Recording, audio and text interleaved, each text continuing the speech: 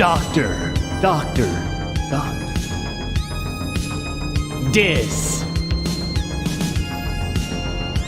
Respect.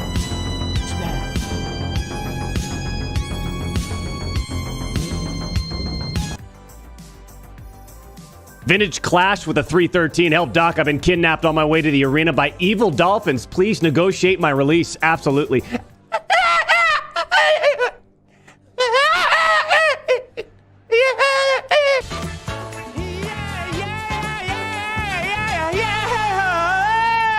Yeah.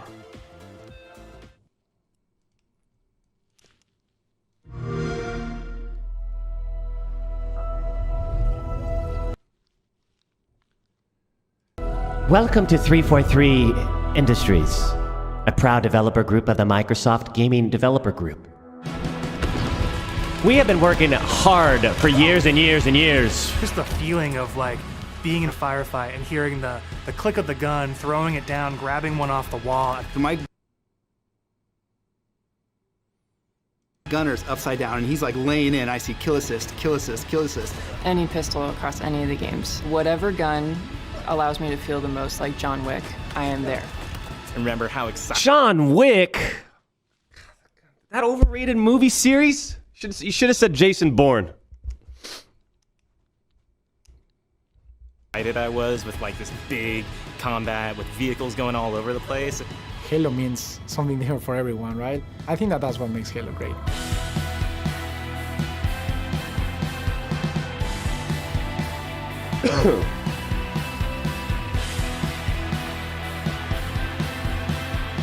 What is Halo multiplayer? And for me, it boils down to this tight arena style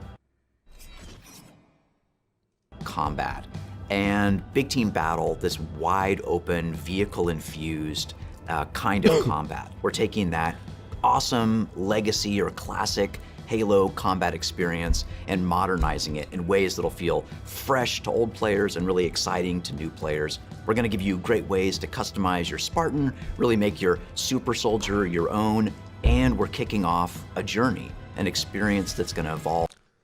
I gotta say, over the weekend when they showed the Halo, they revealed the Halo multiplayer gameplay. It's almost like they just kind of slid it in there. It was just a quick montage trailer, and that was it.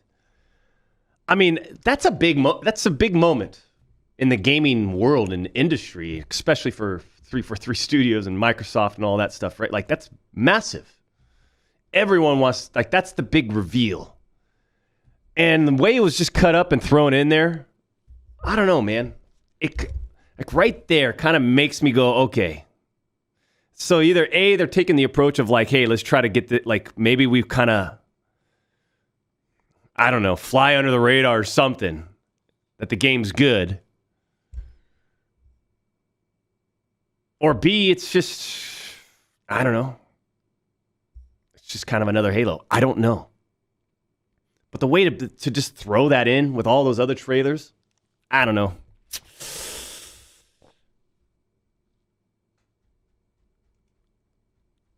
Month to month, season to season, year after year. And then this thing, the huge breakdown, the multiplayer overview, it's put out this morning.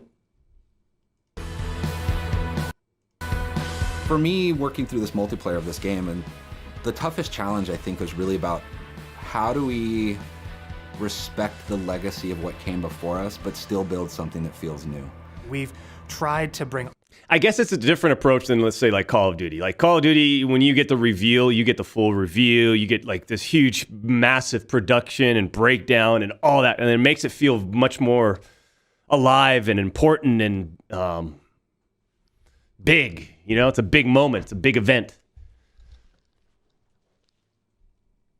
The way they did Halo Infinite, man, it's just like, hey, yeah, here's a 2-minute trailer, montage trailer. all these elements of legacy and really inject them into Halo Infinite, not just like in a way where you kind of notice and you feel like, oh, they really designed this to be a celebration of previous Halo, as well as an iteration of where Halo can go.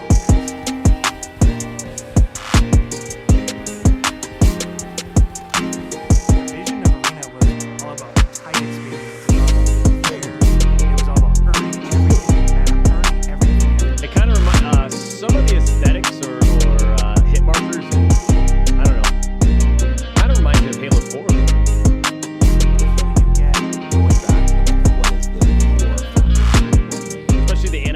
the characters running. The great Halo multiplayer arena matches, great.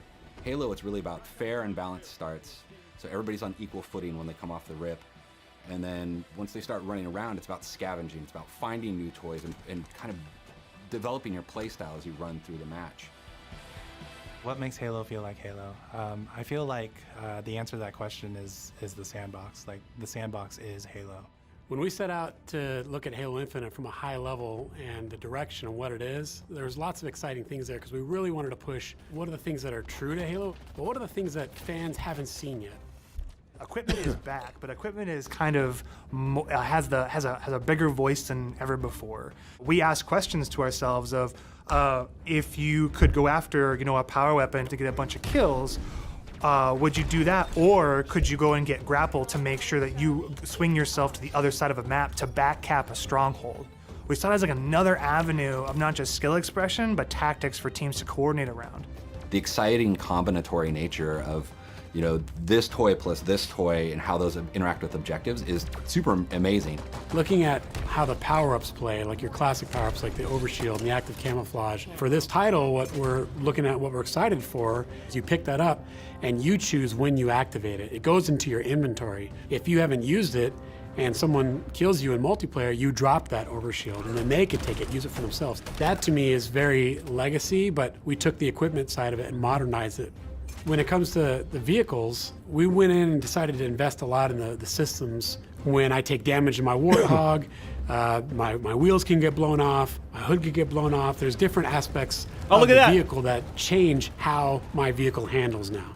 And that's something that's brand new. The other thing we added to that is like this doomsday mechanic. So when you hit this threshold, the vehicle catches fire, and it's very much, you've got a certain amount of health or a certain amount of time, and you gotta choose what you wanna do with the last minutes of this vehicle. We've got a cousin to the Warthog, which is the Razorback. The back has this like multi-storage compartment that you can put a lot of stuff into. So if you want to put like detached turrets, power weapons, fusion coils, objectives, and that is what really making the Razorback kick a lot of butt in MP and campaign. The levels define pace for the game, how frantic it is, and they define that iconic fantasy for players as they're entering that match. What do they want to do? What type of experience are they hoping to have? What kind of combat, what kind of dance floor is there available to have that combat in?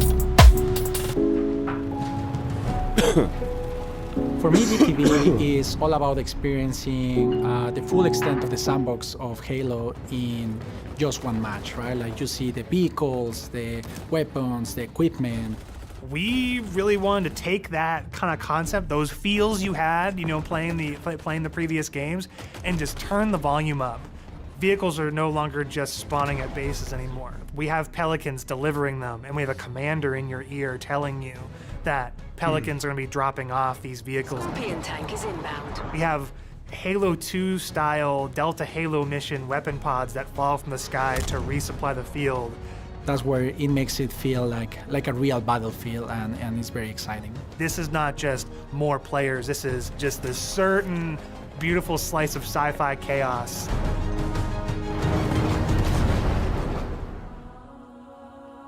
The announcer is your big gameplay moments, your game modes, just like the way it was before.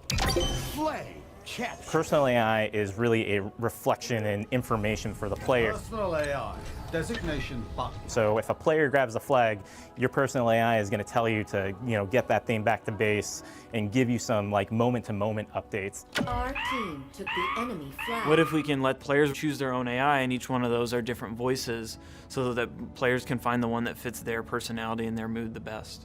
They add to the sense of me as a Spartan being more important, and for us in multiplayer it is really about becoming a Spartan. You're Spartan. You are you inside of the Halo universe.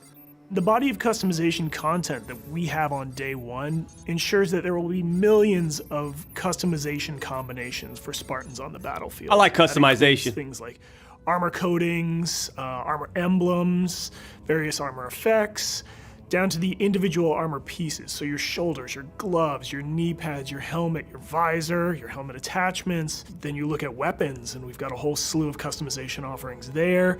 Vehicles have a huge pool of customizations too. We support customization in the game. Players can do the same thing on HaloWaypoint.com, as well as the Halo Waypoint app. The player also customizes the Spartan, the soldier inside the suit. We want the Spartan to represent the player as much as possible. They can change their body type and their voice, as well as choose prosthetics for the first time. Coatings offer us a unique opportunity to craft some hyper-polished looks and let you express yourselves in ways you've never been able to before. We're coming at this from a player-first mentality. So what that means is that there's no random loot in this. There's no loot boxes. It's very important to us. Ooh, I like the sound of that weapon. Everyone understands exactly how they unlock customization content. And I'm not gonna lie, man. The gameplay kind of get me excited. Like I'm a Halo fan, James. We grew up a Halo fan, man. To say that I'm not excited for a brand new Halo game just to check out and if it's good, boom, we're in. And to have something in the rotation, it gets me excited. And we have a variety of places where they can do that. First off is the Battle Pass. The Halo Battle Pass will never be taken away from you. And what I mean by that is once you buy it, it's yours and does not expire. In future seasons, you can purchase old Battle Passes as well as the current Battle Pass and choose which Battle Pass to put your progression towards. All of these rewards are single source, so you're never going to be confused about where things come from. If you can unlock something in the Battle Pass, we're not going to let any other players circumvent that by purchasing it out of the storefront. A lot of our stuff is unlocked through playing the game and only through playing the game. All customization is just cosmetic. Every season will have its own theme and introduce new components, new looks, new gameplay for players, new opportunities to earn and collect cool rewards. We've seen the Samurai already. That's one of our event armor cores, and that's going to be something that players can earn through gameplay for free. With us going free to play for the multiplayer part of the game, like that was a big goal because, you know, how do we have a way we can always bring players in, right? And they can, when we have a new update, they'll just dip their toes in if they even just want to see it. Not only are we free to play, but we're free to play on PC as well as console. And what that means is we're able to get the biggest audience we've ever had. I mean, everybody gets to play with no barriers. And even better, your progression carries from one platform to the next.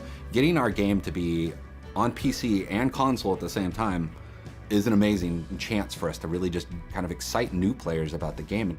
How can we do things like make cross-play interesting, and like even in just customs, being able to just play with your friends. That like some people have PCs and some people have consoles, and like let them talk to each other, let them be friends. Why are you here? To be a Spartan. The Academy is a place that you can go within MP to kind of onboard into the experience. It's great for newer players who are still picking up the controls and also people who want to warm up before they head into matchmaking. It's a series of experiences, both a tutorial to get started for the first time, weapon drills to practice with specific items, and also training mode that you can use to just get warm, explore the game as you want to. For players who are new to Halo, let's help them learn what this universe is about. This game is DOA if Doc's voice isn't one of the personal AI. This is Tony. Vocabulary that people have been speaking for now almost 20 years, so that when they come in there, they don't feel like they're behind everyone else. They can kind of come in on an even footing. I mean, I'm super jazzed about bots. I think they're awesome. Our goal with bots has been to have a variety of difficulties that kind of provide a good training partner for wherever you're at in the experience. Partnering with our players. A variety of difficulties. Checking out this level design right here. That kind of. That's a cool level. Provide a good training partner for wherever you're at in the experience. Partnering with our players on the road to launch and after launch is absolutely critical, right? I mean, Halo's always been about the community conversation. We want to make sure we hear our players, make changes where we can based on that feedback. What's up, Doc? Says Make sure Dane the in the game is chat. ready for launch. Nothing, and then just even chilling. beyond launch. What I'm genuinely excited about is taking the game out of our hands and putting it into the community's hands. You know, whether it's seeing what people make in Forge or the content that they're able to create with theater, watching streamers go after the game. To get involved, you go to haloinsider.com, put in your info with your gamer tag, and we should be able to reach out to you.